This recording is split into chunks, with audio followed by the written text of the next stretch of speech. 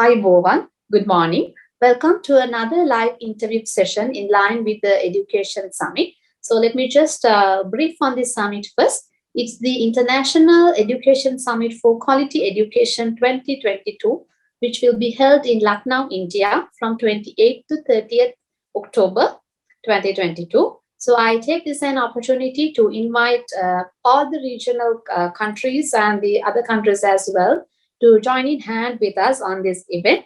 I'm sure it's going to be a wonderful summit with all the educators. And for today's interview, we have Mrs. Thinley Wangmo from Bhutan. She's the founder of Shari Early Childhood Care and Development Center, Paro, Bhutan. So on behalf of the association, I would like to warmly welcome you, madam, for this interview. And as usual, we have Dr. Dheeraj Malhotra, the principal of Kunwar Global School, Lucknow, India. Welcome, sir. So, first of all, I would like to give the opportunity to Dr. Dheeraj to brief on this summit and welcome all. And thank you, Mr. Janaka. I take this opportunity to welcome our guest, Ma'am Thinley from Bhutan. And it's really a great opportunity once again for all of us to understand about quality education and this conference on education and sustainable development goals, where we are going to discuss issues related to post-COVID catering of our students and the learning system. And also we are going to be discussing about the early childhood care, the ECCE part of it, and there's how we can initiate as per the new education policy in India, that how ECCE has been integrated in the whole learning system, and how the Montessori schools and the playgroups have been brought forward to recognize the talents and innovate the creative learning capacities among the kids. I take this opportunity to welcome all our wonderful delegates from the South Asian countries, and hosting you is a great opportunity, an honor for all of us here at Lucknow. We look forward to meeting you all and celebrating this learning opportunity with all of you. Thank you. Thank you, sir. Now I would like to invite Ms. Thinley to give a brief self-introduction of yourself. Good morning, Madam Hasina, Dr. Dheeraj, and then the other members who are present this morning. Thank you so much for inviting me to this Zoom interview for Sustainable Development Goals for Quality Education for the South Asian region. And then I'm sure the International Summit is for the quality education for the ECCDs and the preschools and the high schools. And yes, as Madam Hasina mentioned that in Bhutan, we have our Minister of Education under the Royal Government of Bhutan is working so hard to strengthen the ECCDs as wide as possible. We have government ECCDs, we have private ECCDs, we have workplace ECCDs, and then we even have something called the mobile ECCDs. And as Madam Hasina mentioned, I'm one of the proprietors from the private ECCDs, and then I'm the founder of Shari Early Childhood Care and Development Center, that's ECCD, here in Paro in Bhutan. And thank you so much for having me here for this interview. Thank you so much, Madam Hasina and Dr. Dheeraj. Thank you, madam. So today's interview is on curriculum planning for ECCD in Bhutan. So normally when it comes to education, especially in teaching, the curriculum becomes the base. So when it comes to ECCD in Bhutan, do you have a specific curriculum for the ECCD set? In Bhutan, we have our structured ECCD curriculum, and then we follow this curriculum, which is a government ECCD curriculum. Even though I'm a private, but we follow the ECCD curriculum, which is been streamlined by the government, I mean the Minister of Education. So yes, ECCD curriculum is very important, not only important, but it is very, very essential. So your question? Of course, yes, ma'am. Now, when it comes to curriculum, it's a contribution of lots of parties. So who really gets involved in this curriculum planning? Because for the curriculum for to be effective, the real stakeholders of this education of ECCD should engage in curriculum planning. So who really gets involved in preparation of this curriculum for ECCD in Bhutan? As I mentioned, my ECCD, and then I established my ECCD in the year 2013. So while I was establishing this ECCD, I already had a curriculum in my hand, So which means the curriculum has been already designed, it's been already there by the Ministry of Education. So we just had to implement the curriculum. So now whatever said and done, I don't know how many people were involved in that, but who should be involved in the ECCD curriculum or in designing the ECCD curriculum is, from whichever walks of life you are, whether you are a parent or teacher or educator or stakeholders or politicians or policymakers, I think you need to have people involved from all these different parts of life to design the ECCD curriculum. But in Bhutan, it's already there, it's already designed, we already have the curriculum. So I just had a curriculum in my hand when I operated my ECCD. Yes, ma'am. Now, this curriculum, was it very recently prepared, or do you all in a frequent time period, do you update this curriculum? Because things gets changed with the technology, with initiatives in teaching. So how long, how many years, for how many years do you normally keep one curriculum, or is there a periodic cycle that you change this curriculum? I have a curriculum in my hand, but I exactly don't remember the year when it was published, but we do update, although this is a very structured and this is a very essential and appropriate for the early childhood education program. This keeps updating, this keeps updating. And then when we update, we should not be forgetting this. This is a curriculum called Bhutan Early Learning Development Standards. And this is for age 36 to 72 months. And then with this, keeping this in mind, we have something which has been updated, something called early literacy and mathematics skills, It's a supplement of this one. But for now, I don't know how long this has been, but then maybe the Minister of Education will have in their work plans to update or upgrade, but I cannot say exactly when we are going to upgrade or update or redo it. But for now, this is the curriculum that we have. Okay, ma'am. Thank you very much. So, which means you keep on revising it with the new requirements. So, how do you define the teaching learning process in ECCD based on your curriculum? Okay, in ECCD program, teaching learning process is just facilitation. We in Bhutan, we don't call it ourselves teacher, we call it facilitators. So the work of a facilitator is to scaffold the children's activity instead of teaching, right? So creating a space for children to explore or giving an opportunity for children to experience new things. So that's the process in our curriculum. So that's so impressed to hear that you have given the correct meaning of teacher in your curriculum, because when we're talking about 21st century skills, teacher is obviously a facilitator. A teacher doesn't play the contemporary role she or he used to play many decades ago. So absolutely, the teacher should be a facilitator. So it's so impressed to hear that you all have given this correct definition to the teacher in your curriculum. So when it comes to a curriculum, assessment and evaluation is another critical part.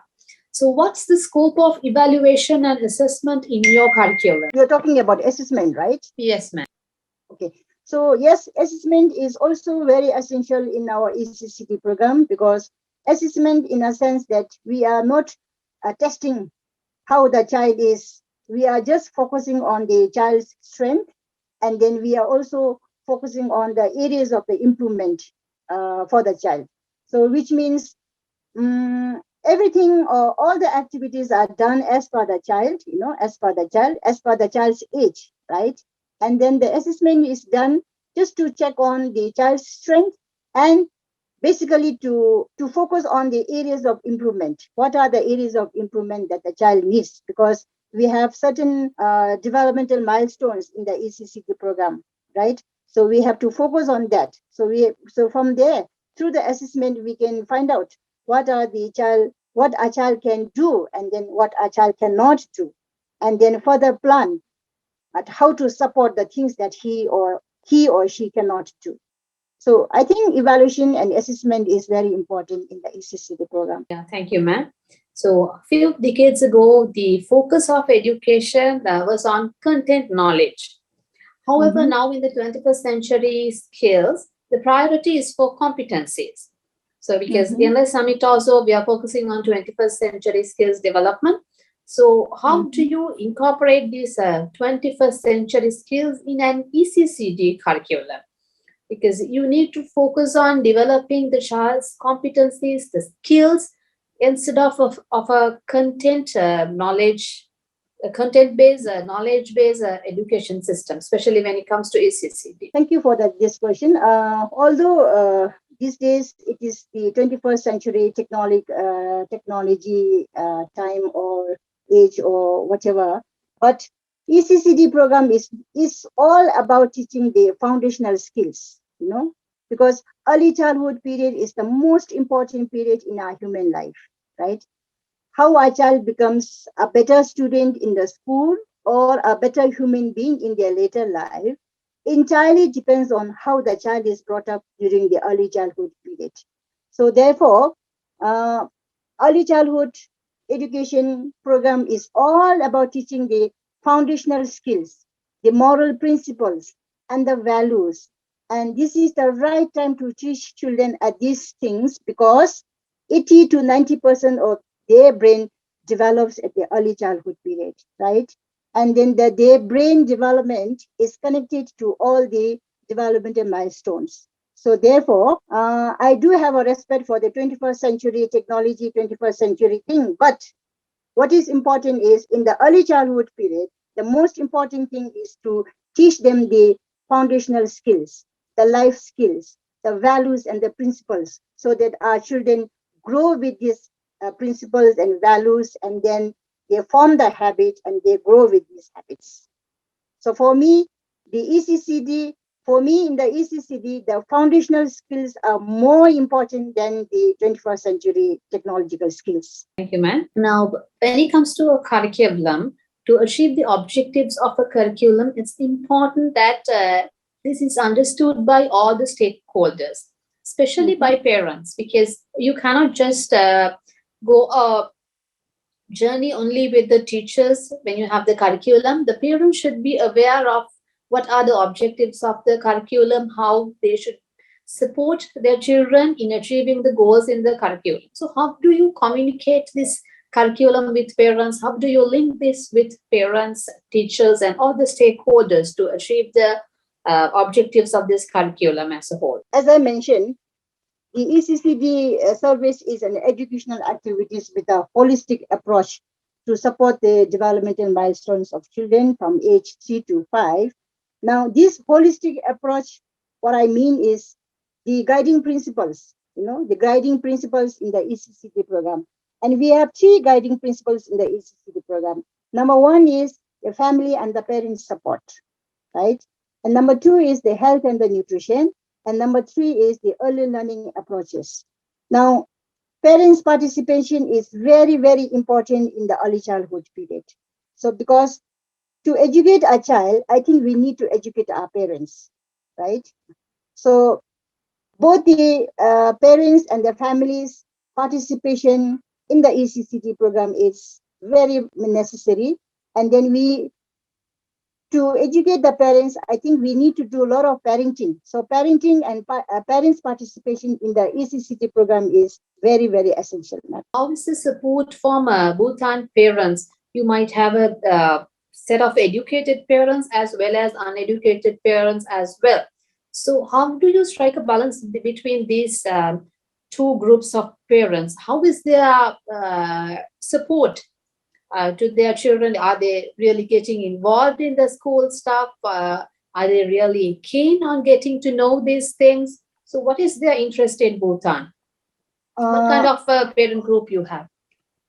For me, as a private ECCD operator, and I have been operating my ECCD for the last 10 years, for me, what I have experienced is my parents are all from different walks of life. They are office goer parents. They are parents who are coming from the field, from the farmers side. And then we also have parents from the business perspective. We have parents from different walks of life. Whatever or whichever or any different background they come, the most important thing that we need to educate is how important is early childhood period. We have to let them know what is the curriculum in the ECCD like, because otherwise the public confidence or parents' confidence and the parents' feeling towards the early childhood program is they will take it into two ways. Either they take this early childhood education program as a school program, which is not correct. And then the other side, they take this ECCD program as a babysitting program.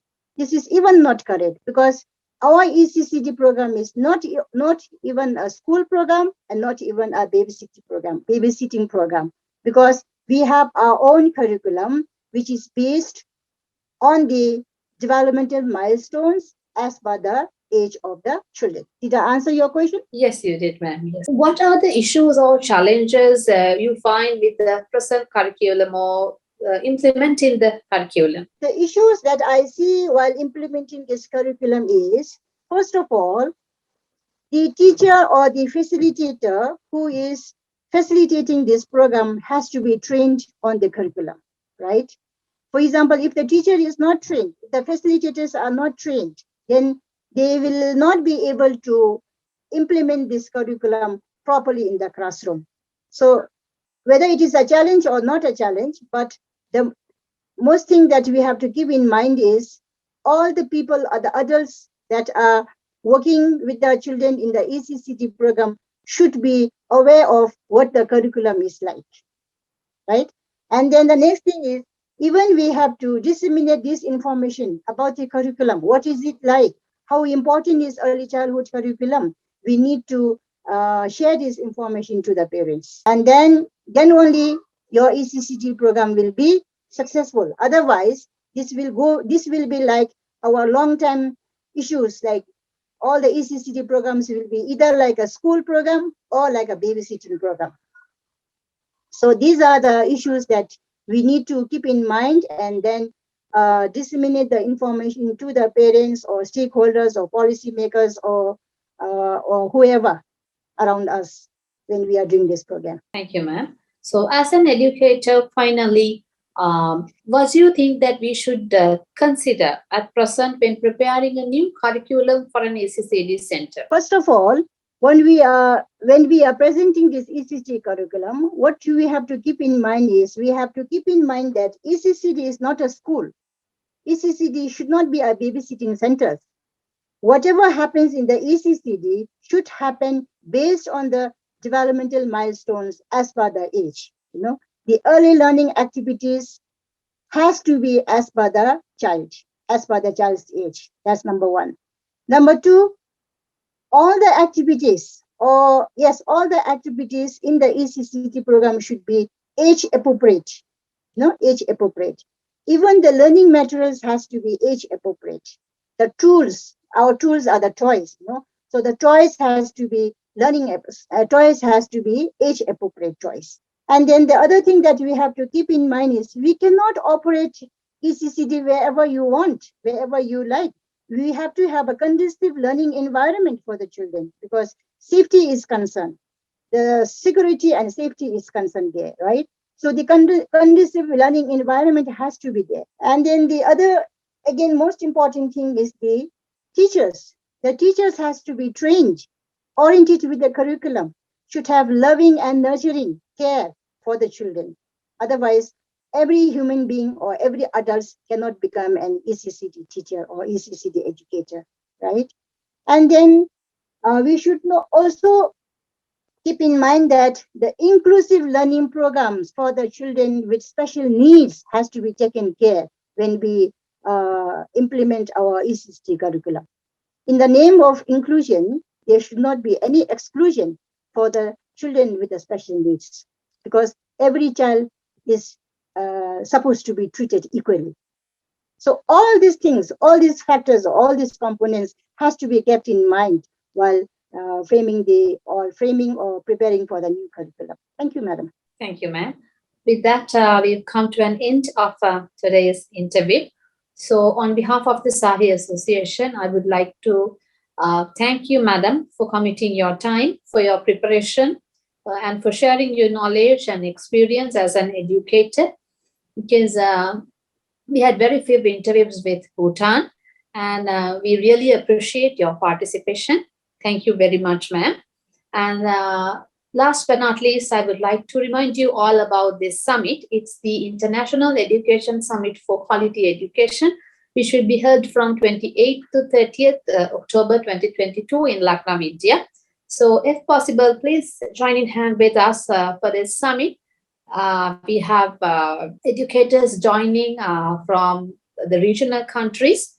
So we are going to share all their experience, their knowledge. So it's going to be a wonderful experience for all the educators. So please grab this opportunity and do participate at the summit as well. Once again, thank you very much, Mrs. Thinley from Bhutan. And thank you, Mr. Janaka Kamalgoda, the president of our association, for creating this platform for us. And thank you, Dr. Dheeraj Malhotra, the principal of Kunwar Global School, for joining today as a guest speaker. So I hope to meet you all with another live interview session like this. Thank you very much. Have a nice day.